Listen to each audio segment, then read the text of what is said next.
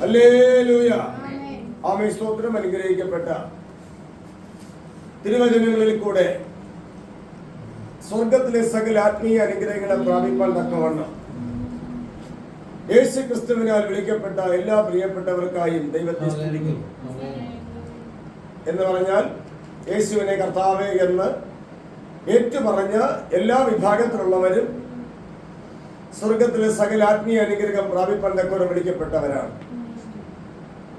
എന്നാൽ വിളിക്കപ്പെട്ടവരായിട്ട് മാത്രം പോരാ, തിരഞ്ഞെടുക്കപ്പെട്ടവരായി മാറും. തിരഞ്ഞെടുക്കപ്പെട്ടവരായി മാറുന്നത് ആരാകുന്നു എന്ന് ചോദിച്ചാൽ, തിരഞ്ഞെടുക്കപ്പെട്ടവരായി മാറുന്നത് തന്റെ തെറ്റുകളെ ഗ്രഹിക്കുന്നവര് മാത്രമാണ്. അതിനെക്കുറിച്ച് പറയുന്നത് വളരെ ചുരുക്കം പേരാണ്. വിളിക്കപ്പെട്ടവർ അനേകരാണ്, തിരഞ്ഞെടുക്കപ്പെട്ടവർ ചുരുക്കമാണ്. നിർത്തി വിളിക്കപ്പെട്ടവരെ കുറിച്ച് കർത്താവ് പറയുന്നത് അവർക്കുള്ള വാതിൽ വലുതും വിശാലവുമാണ്, അതിൽ കൂടി പോകുന്നവർ അനേകരാണ്. ഓർക്കണം, ഇവരെല്ലാവരും കർത്താവിന്റെ നാമത്തെ വിളിച്ചപേക്ഷിക്കുന്നവരാണ്. എല്ലാവരും കർത്താവിനെ സ്നേഹിക്കുന്നു എന്ന് പറയുന്നവരാണ്. എല്ലാവരും വിളിക്കപ്പെട്ടവരുമാണ്. ഈ വിളിക്കപ്പെടാത്തവരെ കുറിച്ചല്ല ഇതിൽ പറയുന്നത്. കർത്താവിൽ വിളിക്കപ്പെടാത്ത ശേഷിക്കുന്ന മനുഷ്യരെ കുറിച്ചല്ല പറയുന്നത്. വാതില് വലുതാണ്, വിശാലമാണ്, ഇതിൽ കൂടി കിടക്കുന്ന അനേകരാണെന്ന് അവരെ കുറിച്ചല്ല പറയുന്നത്. കർത്താവിൽ വിളിക്കപ്പെട്ടവരെ കുറിച്ചാണ്. അതിൽ തിരഞ്ഞെടുക്കപ്പെട്ടവർ ചുരുക്കമാണ്. അവർക്ക് വാതിൽ ഇടുക്കമാണ്, വഴി ഇടുങ്ങിയതാണ്, അതിൽ കൂടി കിടക്കുന്നവർ ചുരുക്കമാണ്. അതിൽ കൂടി കിടക്കുന്നവർ ചുരുക്കമാണ്. ആ ചുരുക്കം പേരിൽ വിളിക്കപ്പെട്ടവർ ആരെന്ന് ചോദിച്ചാൽ അവർ തന്റെ തെറ്റുകളെ ഗ്രഹിക്കും. അപ്പൊ മനസ്സിലാക്കാം, ഒരു സ്ത്രീ ആയാലും പുരുഷനായാലും കുഞ്ഞായാലും ഒരു 60 വയസ്സ് പ്രായം മുതലുള്ള ആർക്കാരും മനസ്സിലാക്കാൻ സാധിക്കുന്നത് ഞാൻ വിളിക്കപ്പെട്ട ലിസ്റ്റിലാണോ, ഞാൻ തിരഞ്ഞെടുക്കപ്പെട്ട ലിസ്റ്റിലാണോ. തന്റെ തെറ്റുകളെ ഗ്രഹിക്കുന്നതനുസരിച്ച് ആ വ്യക്തി തിരഞ്ഞെടുക്കപ്പെട്ട ലിസ്റ്റിലാണ്. തന്റെ തെറ്റുകളെ ഗ്രഹിക്കാത്തതനുസരിച്ച് ആ വ്യക്തി വിളിക്കപ്പെട്ട ലിസ്റ്റിൽ നിൽക്കുകയാണ്. ഇലക്ഷൻ വരുമ്പോൾ നിരവധി ആൾക്കാർ എന്ത് ചെയ്യും? ഇലക്ഷന് വേണ്ടി നിൽക്കും. പക്ഷെ അതിൽ നിന്ന് തിരഞ്ഞെടുക്കപ്പെടുന്ന എത്ര പേരാണ്?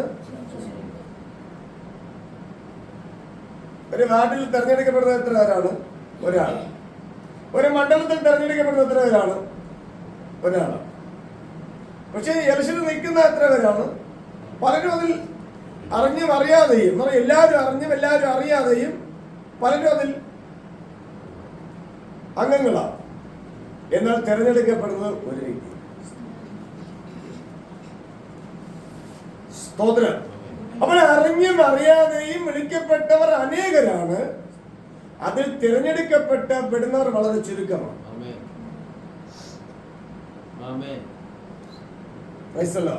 അപ്പൊ ഇവിടെ ഇരിക്കുന്ന നമ്മൾ ഓരോരുത്തരും തിരഞ്ഞെടുക്കപ്പെട്ടവരാണോ അതോ വിളിക്കപ്പെട്ടവരാണ്?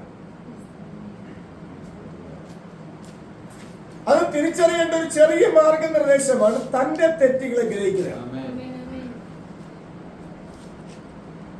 ഗ്രഹിച്ചിട്ട് അതിനെ മറച്ചു വയ്ക്കുന്നതിന് ശുഭം വരില്ല. ഗ്രഹിച്ചു, മറച്ചു വെച്ചു, ശുഭം വരില്ല. ശുഭം വന്നില്ലെങ്കിൽ ശുഭയാത്രയ്ക്ക് അവരില്ല. സ്തോത്രം. അവർ ലംഘനം വെളിപ്പെട്ടു, തന്റെ തെറ്റ് ഗ്രഹിച്ചു, അവർ പറഞ്ഞു ഉപേക്ഷിക്കേണ്ടതിന് പകരം അവരതിനെന്ത് ചെയ്തു? മറച്ചു വെച്ചു. എന്തിനാ? സ്നേഹം തേടാൻ വേണ്ടി. സ്നേഹം, മറ്റുള്ളവരാൽ സ്നേഹം കിട്ടാൻ വേണ്ടി ലംഘനം മറച്ചു വെച്ചു. പക്ഷെ എന്ത് കിട്ടൂല? ശുഭം കിട്ടില്ല. ശുഭയാത്രയ്ക്ക് അവകാശമില്ല. ഹല്ലേലൂയ. അതിന് ക്രൈസ്തവ ലോകത്തിൽ നമ്മളൊന്ന് ആരാഞ്ഞു നോക്കാമെങ്കിൽ ശുഭയാത്രയ്ക്ക് വേണ്ടി യാത്ര ചെയ്യുന്നവരാരും ഇല്ല. ഉണ്ടെങ്കിൽ വളരെ ചുരുക്കം പേര് ആരുടെ ശ്രദ്ധയിൽപ്പെടാത്തവർ മാത്രം. സ്തോത്രം. കാരണം നമ്മുടെ അറിവിൽ തന്നെ അല്ലെങ്കിൽ ക്രിസ്ത്യാനികളുടെ ഇടയിൽ തന്നെ തമ്മിൽ അറിയുന്നവരുടെ ഇടയിലായാലും തന്റെ തെറ്റുകളെ ഗ്രഹിക്കുന്നവരാരാണ്? തന്റെ തെറ്റുകളെ ഗ്രഹിക്കത്തക്കവണ്ണം തിരുവചനം പഠിപ്പിക്കാൻ എത്ര പേരുണ്ട്? നമുക്കെന്തായാലും നിരവധി ശുശ്രൂഷകർ നമുക്കറിയാം. ആരെ കുറ്റപ്പെടുത്തിക്കാറില്ല, അറിയാൻ വേണ്ടി മാത്രമാണ്. നിരവധി ശുശ്രൂഷകന്മാർ നമുക്കറിയാം വിവിധ സംഘടനകളിലായിട്ട്. പക്ഷെ തന്റെ തെറ്റുകളെ ഗ്രഹിപ്പിച്ചുകൊണ്ട് ദൈവവചനം പ്രബോധിപ്പിക്കുന്ന എത്ര പേര് നമ്മുടെ അറിവിലുണ്ട്?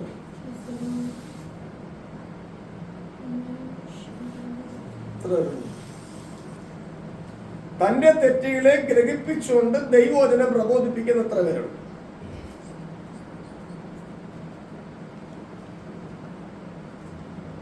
സ്തോത്രം. ഒന്നോ രണ്ടോ പേരുണ്ടെങ്കിൽ അവരുടെ വായിൽ ഉപദേശം കേൾക്കുന്ന എത്ര പേരായിരിക്കും? വളരെ ചുരുക്കം പേരായിരിക്കും.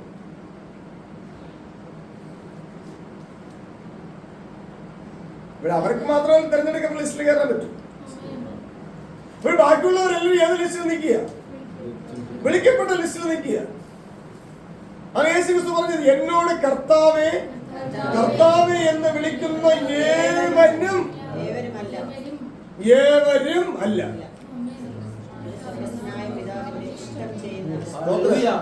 അപ്പൊ സ്വർഗസ്ഥനായ പിതാവിന്റെ ഇഷ്ടം എന്താണ്? തന്റെ തെറ്റുകൾ ഗ്രഹിക്കുക. അതിനു വേണ്ടിയാണ് അനുസരണകൾ അടച്ചു വെച്ചിരിക്കുന്നത്. അത് ഗ്രഹിക്കാൻ വേണ്ടിയാ. അല്ലാതെ എന്തോ ഇവിടെ കിട്ടിയെന്ന് പറഞ്ഞ് തുള്ളി ചാടാൻ വേണ്ടിയൊന്നുമല്ല. ഇവിടെ ഒന്നും കിട്ടിയില്ല. ഈ ഭാഗ്യക്കുറി കിട്ടി തുള്ളി ചാടുന്ന ആൾക്കാരുണ്ട്. പിന്നെ ബാങ്കില് ചിട്ടി കെട്ടിയിട്ടുണ്ടെങ്കിൽ അത് തുണ്ട് വീഴുന്ന തുള്ളി ചാടുന്ന, എനിക്ക് വളരെ അറിയാം, തുള്ളി ചാടുന്ന ആൾക്കാരുണ്ട്. അറിയാമോ ആരെങ്കിലും ഒക്കെ? ഇവിടെ ഇരിക്കുന്ന ആരെങ്കിലും തുള്ളി ചാടിയിട്ടുണ്ടോ?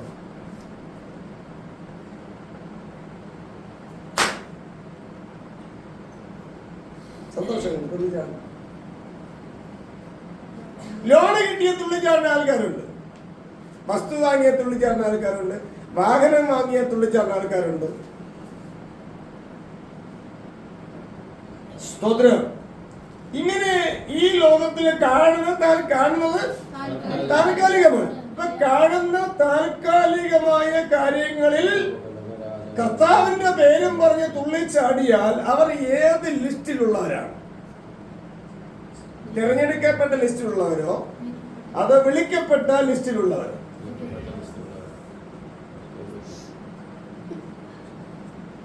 അപ്പൊ ലോകത്തിലെ വിഷയത്തിൽ നമ്മൾ സന്തോഷിച്ച് തുള്ളിച്ചാടുന്നതനുസരിച്ച്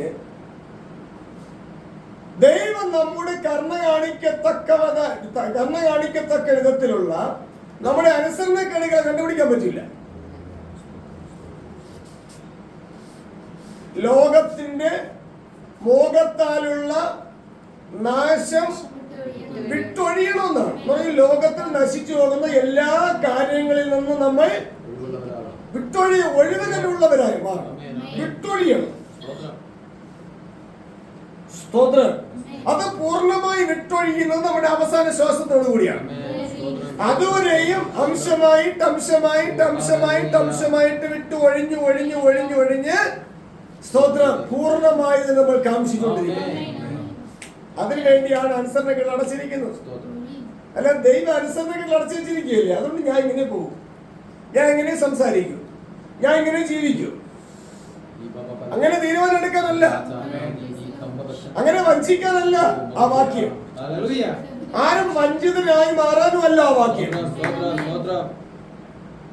സ്തോത്രം. എല്ലാവരോടും ദൈവത്തിന്റെ കരുണ കാണിക്കാൻ ഇഷ്ടമാണ്. അത് പത്രോസ് അപ്പോസ്തലൻ പറയുന്നത്, എല്ലായിടത്തും എല്ലാവരും മാനസാന്തരപ്പെടേണ്ടതിന് എവിടെ ഈ അനുസരണക്കേടിയും കരുണ പ്രാപിക്കേണ്ടതിന് കർത്താവിന്റെ വരവ് എന്ത് ചെയ്യുന്നു? താമസിക്കുക. ഈ കർത്താവിന്റെ വരവ് താമസിക്കുക ഇവിടെ എന്താ ആൾക്കാർ ചെയ്യുന്നത്? വയലോട് വയൽ കൂട്ടുവാൻ വേണ്ടി പ്രാർത്ഥിക്കുന്നു. വീടോട് വീട് കൂട്ടാൻ വേണ്ടി ഉപവസിക്കുന്നു. വാഹനത്തോട് വാഹനം കൂട്ടാൻ വേണ്ടി ദൈവത്തിന് ആശ്രയിക്കുന്നു. എന്നിട്ടെല്ലാം ദൈവം തന്നു എന്ന് പറയും.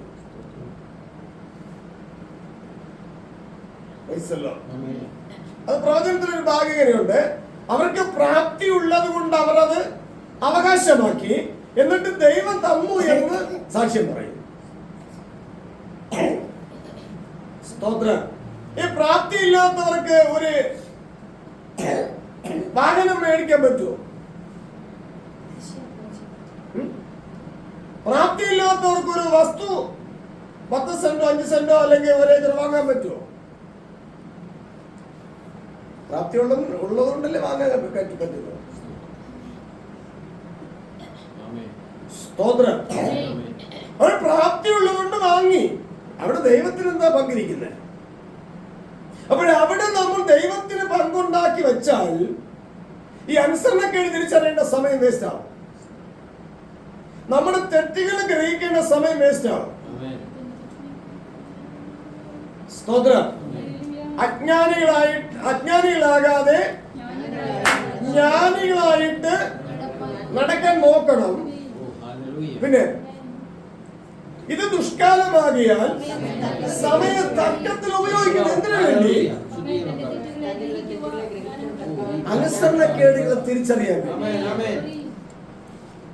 അനുസരണക്കേടുകളെ തിരിച്ചറിയാൻ വേണ്ടി. ആ തിരിച്ചറിയാൻ എന്താ ഗുണമുള്ളത്? കരുണ ലഭിക്കും. കരുണയുള്ളവരാരാണ്? ഭാഗ്യവാന്മാരാണ്. എന്താണ് കരുണ? നമ്മുടെ പക്കലുള്ള വസ്തുവക സമ്പത്ത് ഇങ്ങനെ വാരിങ്ങനെ വിതരണം ചെയ്യുന്നല്ല കരുണ.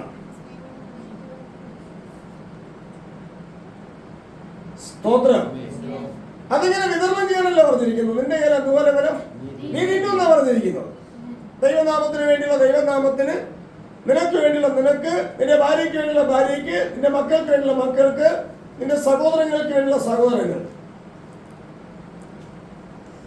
സ്തോത്രം.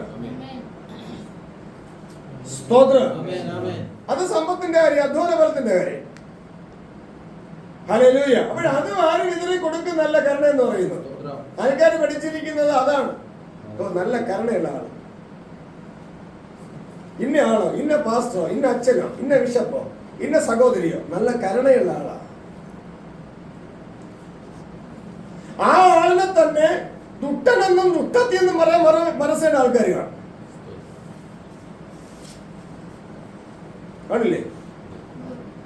ഒരു സൈഡ് കരുണയുള്ളവരെന്ന് പേര് കേൾക്കുമ്പോൾ മറു സൈഡ് ദുഷ്ടനെന്നും ദുഷ്ടത്തി എന്ന് പേര് കേൾക്കേണ്ടി വരും. യേശുക്രിസ്തു ഉദ്ദേശിച്ച കരുണ അതല്ല. ദൈവം കരുണാസമ്പന്നനാണ്. കരുണാസമ്പന്നനായ ദൈവമോ നമ്മെ സ്നേഹിച്ച മഹാസ്നേഹം. അപ്പൊ കരുണാസമ്പന്നനായ ദൈവം, സമ്പത്തിലല്ല സമ്പന്നൻ, കരുണയിലാണ് സമ്പന്നൻ. അപ്പോൾ കരുണാസമ്പന്നനായ ദൈവത്തോട് പ്രാർത്ഥിച്ചാൽ നമുക്ക് എന്ത് സമ്പത്ത് കിട്ടും? കരുണ കിട്ടും. കരുണ. അത് പാപങ്ങൾ ഏറ്റുപറഞ്ഞ് പ്രാർത്ഥിച്ചാലേ കരുണ കിട്ടുകയുള്ളൂ. സ്തോത്രം. അത് നമ്മുടെ പൂർവ്വപിതാക്കന്മാരാകുന്ന ഭക്തന്മാര് നമുക്ക് മാതൃകയുള്ളവരാണ് അക്കാര്യത്തിലൊക്കെ. സ്തോത്രം. യെരമ്യാവിന്റെ പുസ്തകം 1-ാം അധ്യായം 6-ാം വാക്യം മുതൽ വായിക്കുമ്പോൾ, ദൈവമേ അങ്ങയുടെ ദാസന്മാരായ ഇസ്രായേൽ മക്കൾക്ക് വേണ്ടി, അങ്ങയുടെ ദാസന്മാരായ ഇസ്രായേൽ മക്കൾക്ക് നമ്മൾ ശ്രദ്ധിക്കണം. അങ്ങയുടെ മക്കൾക്ക് വേണ്ടി എന്നല്ല, അങ്ങയുടെ ദാസനായ ഇസ്രായേൽ മക്കൾക്ക് വേണ്ടി. ഇസ്രായേൽ ആരാണ്? യാക്കോബാണ്. അപ്പൊ യാക്കോബിന്റെ മക്കൾക്ക് വേണ്ടി. ദൈവത്തിന്റെ മക്കളെന്നല്ല. നമ്മളെല്ലാം ദൈവമക്കൾ എന്നൊക്കെ അതിസംബോധന ചെയ്ത് നമ്മൾ സ്വയം നശിക്കും. എന്നാൽ വിവരമുള്ള സുബോധമുള്ള ദൈവഭക്തന്മാര് അങ്ങനെ പറയില്ല. സ്തോത്രം. യേശുക്രിസ്തു അങ്ങനെയൊന്നും മക്കളന്മാരെയും പറഞ്ഞിട്ടില്ല. ഹല്ലേലൂയ. അപ്പൊ ഇവിടെ പറയുന്നത് വായിക്കാം. സ്വർഗത്തിലെ ദൈവമായ യഹോവേ, സ്വർഗത്തിലെ ദൈവമായ യഹോവേ, അങ്ങയെ സ്നേഹിച്ച് അങ്ങയുടെ കൽപ്പനകളെ പ്രമാണിക്കുന്നവർക്ക്, ഓർക്കണം, അങ്ങയെ സ്നേഹിച്ച് അങ്ങയുടെ കൽപ്പനകളെ പ്രമാണിക്കുന്നവർക്ക് നിയമവും ദയയും പാലിക്കുന്ന എല്ലാവർക്കും വേണ്ടിയല്ല കേട്ടോ. പ്രാർത്ഥിക്കുന്നവർക്ക്, ഉപസിക്കുന്നവർക്കും, പിന്നെ ഉരുള നേർച്ച നടത്തുന്നവർക്കും ഉറങ്ങുന്നവർക്കും ഒന്നുമല്ല. തന്റെ പ്രിയനെ ഉറക്കത്തിൽ കൊടുക്കുന്ന വാക്യത്തിൽ എത്രയോ ചുമ്മാർന്ന് ഉറങ്ങുകയാണ്. ഉറക്കത്തിൽ കിട്ടിയ സന്ദർശത്തിൽ എഴുതിയിട്ടുണ്ട് എന്ത് കിട്ടും, അക്ഷരം എന്ത് കിട്ടുമെന്ന്.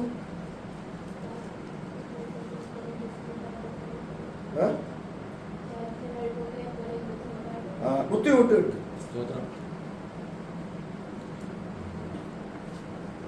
Price the Lord. Praise the Lord. അപ്പൊ തന്റെ പ്രിയൻ ഉറക്കത്തിൽ കൊടുക്കും. അത് ശരീരം ഉറങ്ങുന്നുവെങ്കിലും ഹൃദയം എന്ത് ചെയ്യും? ഉണർന്നിരിക്കും. അത് ദൈവജനത്തിന് പ്രിയമുള്ളവരെ കാര്യം, അല്ലാത്ത കാര്യമൊന്നുമില്ല.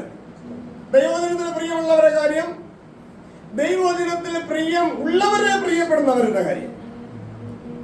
അല്ല ദൈവജനത്തിൽ പ്രിയമുള്ളവരെ തുപ്പിക്കളഞ്ഞിട്ട് ദൈവജനത്തിന് പ്രിയമില്ലാത്തവരെ ആദരിച്ച് ഒളിച്ചും പാത്തും പതുങ്ങിയും പൂച്ച അണ്ണാനെ പിടിക്കാൻ പോകുമ്പോൾ അങ്ങനെ പോണ ആൾക്കാരെ കുറിച്ചല്ല പറയുന്നത്. സ്തോത്രം. അപ്പൊ ഇതൊക്കെ വെളിപ്പെട്ട് ഓരോ വാക്കുകൾ വെളിപ്പെട്ട് വരുമ്പോൾ അവരവരുടെ തെറ്റുകൾ അവരവർ ഗ്രഹിക്കുന്നുവെങ്കിൽ അവർ ആ അനുസരണ കിടന്ന് പുറത്തു വരും. അവർക്ക് കരുണ കിട്ടും. കരുണ ലഭിക്കുന്നവർക്ക് കരുണയുള്ള വിധി ഉണ്ടാവും. കരുണയില്ലാത്തവർക്ക് കരുണയില്ലാത്ത വിധി ഉണ്ടാവും. മുഖം നോക്കിയൊന്നല്ല ഇവിടെ വിധിക്കുന്നത്. ദൈവത്തിൽ നിന്ന് കരുണ ആരൊക്കെ പ്രാപിച്ചിട്ടുണ്ട് അതനുസരിച്ചുള്ള വിധിയാണ് ഉണ്ടാകുന്നത്. അത് നാം ഭൂമിയിൽ ഇരിക്കുമ്പോൾ തിരിച്ചറിയണം. തിരിച്ചറിയാൻ വേണ്ടിയാണ് കൂട്ടായ്മ ആചരിക്കാൻ വേണ്ടി പറഞ്ഞിരിക്കുന്നത്. അല്ല കൂടിയെന്ന് സ്വന്തം കാഴ്ചയിട്ട് വീട്ടിൽ പോകാനല്ല പറഞ്ഞിരിക്കുന്നത്. ഈ കാണിക്കെടുക്കുന്നതിന് സ്തോത്ര കാഴ്ച എന്നൊരു പേര് കൊടുത്താലെന്ന് എനിക്കറിയില്ല. സ്തോത്രത്തിന് ബൈബിളിലുള്ള കാഴ്ച എന്നല്ല, യാഗം എന്നല്ലേ ഈ കാഴ്ച എന്നാരാക്കിയ? ഈ സ്തോത്ര കാഴ്ച എന്നാക്കിയതാരാണ്?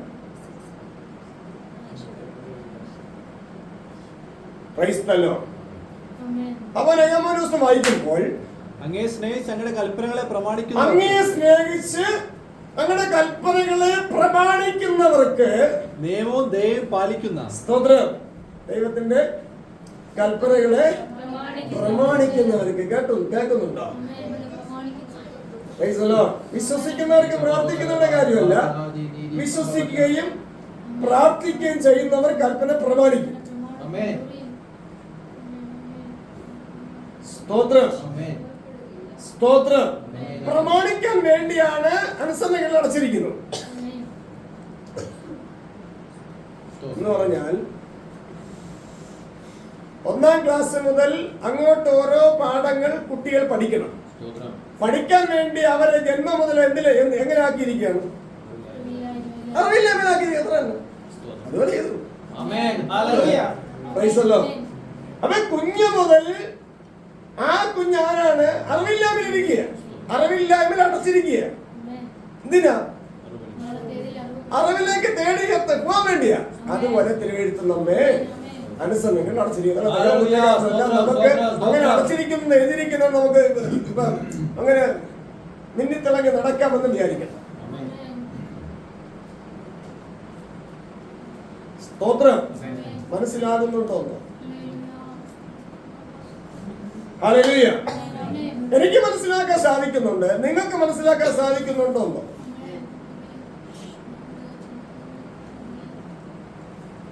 സ്തോത്രം. അപ്പോൾ അറിവില്ലായ്മയിൽ അനുസരണക്കേടിൽ ഒരു കുഞ്ഞിരിക്കുകയാണ്. എന്തിനാണ് അങ്ങനെ വെച്ചിരിക്കുന്നത്? ആ കുഞ്ഞൊരു കുഞ്ഞായതുകൊണ്ടും നാളുകളിൽ ആ കുഞ്ഞിന് പഠിക്കേണ്ട പാഠമായതുകൊണ്ടും. അതുകൊണ്ട് ക്രിസ്തുവിന് ശിശുക്കളായവരിൽ അനുസരണക്കേടാണ്. എന്തിനാ? നാളുകളിൽ അനുസരണം തികഞ്ഞു വരാൻ വേണ്ടി. അനുസരണം തികഞ്ഞു വരാൻ വേണ്ടി. അല്ലാതെ ആ വാക്യം എടുത്ത് വെച്ചോണ്ട് ദൈവം എങ്ങനെയാണ് എഴുതിയിരിക്കുന്നത്? അനുസരണങ്ങളാണ് ശരിക്കും. അതുകൊണ്ട് ഞാൻ ഇങ്ങനെ പോകും, ഞാൻ ഇങ്ങനെ നടക്കും. അങ്ങനെ ഭാര്യയോ ഭർത്താവോ തലമുറകളോ തന്നിഷ്ടത്തിന് പോകാൻ വേണ്ടിയല്ല. തന്നിഷ്ടത്തിന് പോകുന്നവരെ കുറിച്ച് എഴുതിയിട്ടുണ്ട്, അവന് തന്റെ വഴി ചൊവ്വായി തോന്നും, അതിന്റെ അവസാനം മരണ വഴിയാണ് മുന്നറിയിപ്പാണ്. അങ്ങനെ സ്വതന്ത്രനായി ജീവിക്കാൻ വേണ്ടിയല്ല ആ വാക്യം എഴുതിയിരിക്കുന്നത്. അപ്പൊ ഇവിടെ വായിക്കുന്ന നിയമങ്ങളെ പാലിക്കുന്നവർക്ക് പ്രമാണിക്കുന്നവർക്ക് മഹാനും ഭയങ്കരനുമായ ദൈവമേ, അങ്ങയുടെ ദാസന്മാരായ ഇസ്രായേൽ മക്കൾക്ക് വേണ്ടി രാവും പകലും അങ്ങയുടെ മുമ്പാകെ പ്രാർത്ഥിക്കുകയും രാവും പകലും രാത്രിയിലും പകലിലും അങ്ങയുടെ മുൻപാകെ പ്രാർത്ഥിക്കുകയും. ഇസ്രായേൽ മക്കളായ ശ്രദ്ധിക്കണമേ, രാത്രിയിലും പകലിലും അങ്ങയുടെ മുൻപാകെ ഇസ്രായേൽ മക്കൾക്ക് വേണ്ടി പ്രാർത്ഥിക്കുന്നവരവര്. ഇന്ന് ഭയങ്കര പ്രാർത്ഥന വീരന്മാരെന്ന പ്രാർത്ഥന വീരത്തിയാണെന്ന് ചാടിക്കൊണ്ട് നടക്കണില്ലേ? എത്ര നേരം പ്രാർത്ഥിക്കും? അല്ല, എത്ര നേരം പ്രാർത്ഥിക്കും? പ്രാർത്ഥന ടവർ എന്ന് പറഞ്ഞുകൊണ്ട് ബോർഡൊക്കെ വെച്ച് മാസത്തിലെ ഇത്ര രൂപ പ്രാർത്ഥനയ്ക്ക് ഫീസ്, വർഷത്തിൽ ഇത്ര രൂപ ഫീസ്, ആഴ്ചയിൽ ഇത്ര രൂപ ഫീസ്, ഒരു മനുഷ്യന്റെ ആയുസ് മുഴുവനും പ്രാർത്ഥിക്കും ഇത്ര രൂപ ഫീസ്. എത്ര സമയം പ്രാർത്ഥിക്കും? ഇത് ആരെയാണ് വട്ടി കളിപ്പിക്കുന്നവര്? ഇതൊക്കെ നമ്മൾ തിരിച്ചറിയണ്ടേ? സ്തോത്രം. ഈ പ്രാർത്ഥന ടവറിൽ കൊണ്ട് ഈ മൊബൈൽ ടവർ പോലെയാണ് ചാർജ് ചെയ്യും. ഒരു വർഷത്തേക്ക് എത്ര രൂപ ചാർജ് ചെയ്യണതിന്? 6 മാസത്തേക്ക് എത്ര രൂപ ചാർജ് ചെയ്യണതിന്? ഒരു മനുഷ്യന്റെ ആയുഷ്കാലം ഇത് വന്നില്ലല്ലേ ചാർജ് ചെയ്യാൻ? ഇതിനുണ്ട്.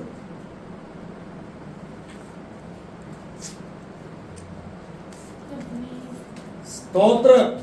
ഇങ്ങനെയുള്ള ചതിയന്മാരെ, കള്ളന്മാരെ, നീചന്മാരെ, സ്വതന്ത്ര കൊലപാതകന്മാരെ, അവ ചന്താക്കളെ നാം തിരിച്ചറിയുവാൻ ദൈവത്തോട് പ്രാർത്ഥിക്കണം. Praise the Lord. Praise the Lord. പെന്തക്കോസ്തിന് അപമാനം വരുത്തുന്ന നീചന്മാർ, ഹല്ലേലൂയ. ഇവരെയൊക്കെ കുറിച്ച് ബൈബിൾ എഴുതിയിരിക്കുന്നത് നീചനെന്ന് കാണുന്നതാണ്. അവൻ തിരിച്ചറിവുള്ളവൻ ഇവന്മാരുടെ മുമ്പിൽ നിൽക്കില്ല, നീചന്മാരുടെ മുമ്പിൽ നിൽക്കില്ല, പിന്നെയോ രാജാക്കന്മാരുടെ മുമ്പിൽ നിൽക്കും. പ്രവൃത്തിയിൽ സാമർത്ഥ്യമുള്ള പുരുഷനെ നീ കാണുന്നുവോ? അവർ നീചന്മാരുടെ മുമ്പിൽ നിൽക്കില്ല. സ്തോത്രം. എത്ര നീചന്മാരുടെ മുമ്പിൽ എന്നെ കൊണ്ട് നിർത്തിയിട്ടുണ്ടെന്ന് അറിയാമോ? ചിലരുടെ സ്വഭാവങ്ങൾ എത്രയോ നീചന്മാരുടെ മുമ്പിൽ എന്നെ നിർത്തിയിട്ടുണ്ട്. നീചന്മാരുടെ മുമ്പിൽ ഞാൻ നിൽക്കേണ്ടവനല്ല, ക്രിസ്തുവിന്റെ മുമ്പിൽ നിൽക്കേണ്ടവനാണ്. പക്ഷെ എന്നെ നീചന്മാരുടെ മുമ്പിൽ നിർത്തിയിട്ടുണ്ട് പലരുടെ സ്വഭാവം.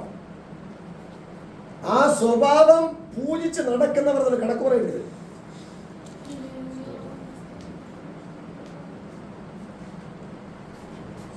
സ്തോത്രം, സ്തോത്രം, സ്തോത്രം. ഹല്ലേലൂയ. ആ അനുസരണ കിട്ടുന്നവർ പുറത്തു വരണം. പുറത്തു വന്നേ പറ്റത്തുള്ളൂ. പുറത്തു വന്നില്ലെങ്കിൽ കയ്യും കാലും കെട്ടപ്പെട്ടവരായി നിത്യ നരകത്തിലേക്ക് യാത്രയാവും. സാധാരണ മനുഷ്യന്റെ കയ്യും കാലം കെട്ടൂല കേട്ടോ, തീരെ തള്ളയിടുകയുള്ളൂ. സ്തോത്രം. ആവശ്യമില്ല, നിൽക്കാൻ അർഹതയില്ലാത്ത സ്ഥാനത്ത് ആവശ്യമില്ലാത്തവരെ കൊണ്ട് നിർത്തേണ്ട ഭാഗ്യം കിട്ടിക്കഴിഞ്ഞുണ്ടല്ലോ, കയ്യും കാലം കെട്ടിയെടുത്ത് അങ്ങ് തള്ളും. സ്തോത്രം. അതുകൊണ്ട് പ്രവൃത്തിയിൽ സാമർത്ഥ്യമുള്ള പുരുഷനെ നീ കാണുന്നുവോ? അവൻ അവിടെ നിൽക്കില്ല, അവൻ നീചന്മാരുടെ മുമ്പിൽ നിൽക്കില്ല, അവൻ അവിടെ നിൽക്കും, അവൻ രാജാക്കന്മാരുടെ മുമ്പിൽ നിൽക്കും. ആരാണ് രാജാവ്? നിയമമുള്ളവനാണ്, ഭരണമറിയാമെന്നുള്ളവനാ രാജാവ്, നീതിയോടെ ഭരിക്കുന്നവനാണ് രാജാവ്. അങ്ങനെ രാജാക്കന്മാരായ ശുശ്രൂഷകന്മാരുണ്ട്, അവരെ മുമ്പിൽ നിൽക്കും. നീതന്മാരായ ശുശ്രൂഷകന്മാരുടെ മുമ്പിൽ നിൽക്കില്ല. എന്നാൽ നീതന്മാരായ ശുശ്രൂഷകന്മാരുടെ മുമ്പില് അങ്ങനെയുള്ള നിൽക്കാൻ പാടില്ലാത്തവരെ കൊണ്ട് നിർത്തിയാൽ ആ നിർത്തുവാൻ അവസരം ഉണ്ടാക്കി വെക്കുന്നവരുടെ കാര്യമാണ് ഈ പറയുന്നത്. അവർക്ക് ശിക്ഷാവധി ഒഴിഞ്ഞു മാറാൻ പറ്റാത്ത വിധത്തിലാണ്. സ്തോത്രം എന്ന് പറഞ്ഞാൽ ഉപദേശം പഠിപ്പിക്കുന്നവനെ ഉപദേഷ്ടാവായിട്ട് മാനിച്ച് സ്തോത്ര അവന് അപമാനം വരുത്താതെ അവൻ പറയുന്ന ഉപദേശങ്ങൾ തിരുവചനത്തിലൂടെ ശോധന ചെയ്തിട്ട് അത് കേട്ടനുസരിക്കും. സ്തോത്രം. അവൻ അപമാനം വരുത്തിയാൽ ആ അപമാനം ദൈവത്തിന്റെ പക്കല പോയി വീഴുന്നു. ദൈവം തിരിച്ചടിക്കും. മര്യാദയ്ക്ക് ഇരിക്കുന്നവരെ ചൊറഞ്ഞുണ്ടല്ലോ. കരങ്ങളുയർത്തി ദൈവത്തെ സ്തുതിക്കാം. Hallelujah, hallelujah, hallelujah. അറിയാമല്ലോ, മര്യാദയ്ക്കിരുന്ന ഇസ്രായേലിനെ ചൊറഞ്ഞതിന്റെ അനന്തരഫലം കിട്ടിയവർക്ക്. ഇത് ആത്മീയ ഇസ്രായേലാ, തൊട്ട് കഴിഞ്ഞാൽ വിടൂല. സ്തോത്രം. സർവ്വലോകത്തിനേക്കാൾ വിലയേറിയ പ്രാണനെ അങ്ങേ അച്ഛൻ നശിപ്പിക്കും. അതാണ് എന്റെ പ്രതികരണം. പുറമെ നല്ല ഐശ്വര്യടൊക്കെ ജീവിക്കാൻ പറ്റുന്നവര് ചോരത്തളപ്പിൽ, എല്ലാവർക്കും ഒരു ചോരത്തളപ്പുണ്ടല്ലോ, ആ ചോരത്തിളപ്പിലൊക്കെ ജീവിക്കാൻ പറ്റുന്നവര്. സ്തോത്രം. അങ്ങനെ ചോരത്തിളപ്പിൽ ജീവിക്കുന്നവർക്ക് ദൈവം ആരോഗ്യം കൊടുക്കുന്നുവെന്ന് പറഞ്ഞ് നീചന്മാർ പലയിടങ്ങളിൽ ഇരുന്ന് പ്രാർത്ഥന വിഷയം പറഞ്ഞ് സ്തോത്രക്കാറ്റ് സ്വീകരിക്കുന്നവരുണ്ട്. അങ്ങനെയുള്ളവർ അടുക്കൽ പോകുന്നവരും അങ്ങനെ ഉള്ളവരും ഒരേ ശിക്ഷയ്ക്ക് യോഗ്യരാണ്. ക്രൈസ്തല്ലോ. ഇതൊക്കെ നാം തിരിച്ചറിഞ്ഞില്ലെങ്കിൽ അനുസരണക്കേടിൽ നിന്ന് നമുക്ക് കരുണ പ്രാപിക്കത്തക്കോടെ പുറത്തു വരാൻ കഴിയും.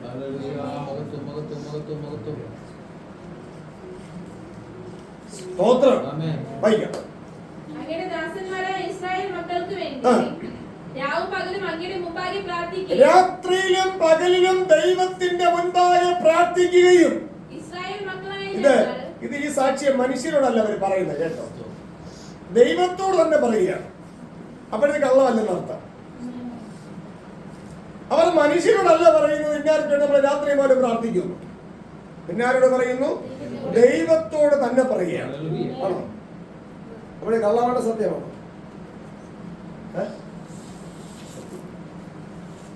അപ്പൊ നമ്മളൊക്കെ എത്ര പേർക്കായിട്ട് പ്രാർത്ഥിക്കുന്നവരാണ്? പ്രാർത്ഥിക്കണം. ചുമ്മാ പ്രാർത്ഥന ദൈവം അംഗീകരിക്കുന്നില്ല. ന്യായപ്രമാണം കേൾക്കാൻ ചെവി തുറന്നിരിക്കണം, എന്നാലേ പ്രാർത്ഥന ദൈവം കേൾക്കുള്ളൂ. ന്യായപ്രമാണം കേൾക്കാത്ത ചെവി അടച്ച് പൊട്ടയാണെങ്കിലായിട്ട് നടന്ന പ്രാർത്ഥന ദൈവം കേൾക്കില്ല. പ്രാർത്ഥിക്കുന്നവരും നിർത്താം. സ്തോത്രം. അത് അങ്ങനെയാണ്. അവനെ പ്രാർത്ഥിക്കണ്ട, അങ്ങനെയല്ല. പ്രാർത്ഥിക്കണം, ഉത്തരവാദിത്വമുണ്ട്. പ്രാർത്ഥിക്കണം. പ്രാർത്ഥിക്കണമെങ്കിൽ ഞാൻ എന്ത് ചെയ്യണം? ന്യായപ്രമാണം കേൾക്കാൻ ചെവി തുറന്നു. ആവർത്തന പുസ്തകം 29-ാം അധ്യായം 1-3 വാക്യം വായിക്കുമ്പോൾ എല്ലാ ഇസ്രായേലിനെ വിളിച്ചുകൂട്ടി പറഞ്ഞു എന്തെന്നാൽ യഹോവ മിസ്രയീം ദേശത്ത് വെച്ച് നിങ്ങൾ കാണുക ഫറവോനോടും ഫറവോന്റെ സകല ഭൃത്യന്മാരോടും സർവദേശത്തോട് ഒക്കെ ചെയ്തത് നിങ്ങൾ കണ്ടുവല്ലോ.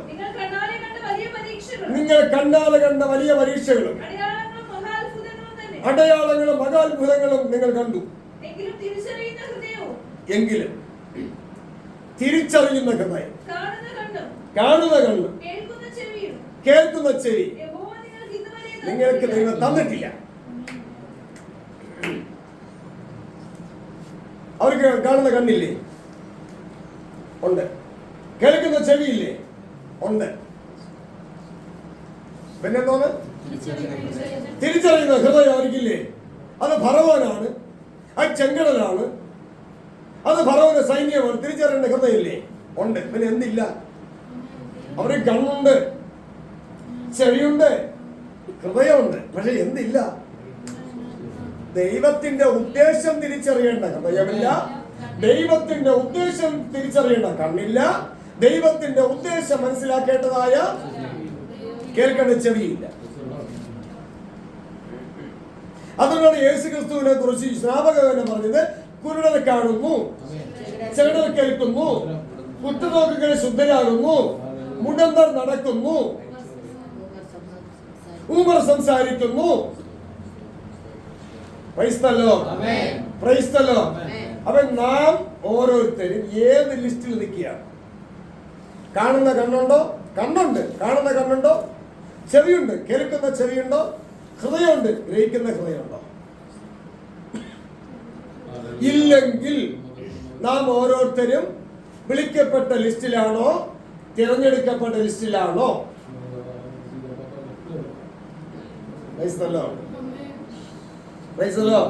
ഇതൊക്കെ നമ്മെ തന്നെ ശോധന ചെയ്യാൻ വേണ്ടിയാണ് ദൈവഭക്തന്മാരുടെ അനുഭവങ്ങൾ എഴുതിയിരിക്കുന്നത്. ആ ദൈവഭക്തന്മാരെ അവനെന്നും യവനെന്നും അപമാനമായ വാക്കുകളും പേരുകളും പറഞ്ഞ് അവരെ തള്ളി മാറ്റിയിട്ട് ഇന്നത്തെ നീചന്മാരെയും ദ്രവ്യാഗ്രഹികളെയും മാനിച്ച് തൊഴിലയോടെ നിന്ന് ആദരിച്ചാൽ ഇവർക്ക് എന്ത് കിട്ടും? നാം മാനിക്കണം. ആരെ? യഹോവ ഭക്തന്മാരെ ബഹുമാനിക്കണം. ഭക്ഷണനെ നിന്ദ്യനായി എണ്ണണം. അവർക്ക് ദൈവത്തിന്റെ കൂടാരത്തിൽ പാർക്കാൻ പറ്റും. ആ കൂടാരത്തില് 91 സംഘത്തിന് ആ കൂടാരത്തില് ഒരു ബാധയും അടുക്കില്ല. അല്ലാത്ത എല്ലാ കൂടാരത്തിലും ബാധ അടുക്കും. പറഞ്ഞ തുള്ളിച്ചാട്ട് നടക്കാനേ പറ്റുള്ളൂ. ബാധ അടുക്കൂല. ഞാൻ പ്രാർത്ഥിച്ചിട്ടുണ്ട്, നിങ്ങളെ കാണിക്കാൻ നേർച്ച തന്നിട്ടുണ്ട്, ഞാൻ പ്രാർത്ഥിച്ചിട്ടുണ്ട്, കൂടാരത്തിൽ അടുക്കില്ല. സ്തോത്രം. എന്നാൽ കൂടാരത്തിൽ ബാധ അടുക്കാതിരിക്കണമെങ്കിൽ ദൈവത്തിന്റെ കൂടാരമായി മാറണം. ദൈവത്തിന്റെ കൂടാരമായി മാറണമെങ്കിൽ ദൈവവും നാമവുമായിട്ട് വലിയൊരു കണക്ഷൻ ഉണ്ടായിരിക്കണം. അഭിമുഖ സംഭാഷണം ഉണ്ടാകണമെങ്കിൽ ദൈവം ഇങ്ങോട്ട് പറയുന്നത് കേട്ടനുസരിച്ച് കരുണ പ്രാപിപ്പാൻ നമ്മൾ ബാധ്യസ്ഥരാണ്. അത് നമ്മൾ ചെയ്യണം. കേട്ടനുസരിച്ചാൽ കരുണ, അനുസരിക്കാതെ ഒഴിഞ്ഞു മാറിയാൽ കരുണയില്ലാത്ത വിധി.